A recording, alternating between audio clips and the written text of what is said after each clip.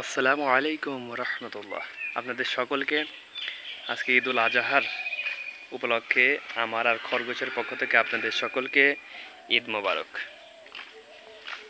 এটা হলো আমাদের গ্রামের ঈদগাহ মাঠ। এইখানে আমরা নামাজ আদায় করি।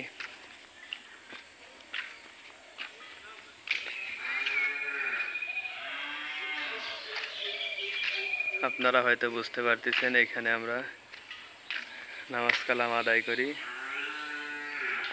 আর এটা হলো আমার খরগোশ। আজকে ভাবলাম খরগোশকে নিয়ে ঈদ উপলক্ষে একটা ভিডিও দেওয়া উচিত, এই জন্য আজকে একটা ভিডিও বানাইলাম, এই আর কি।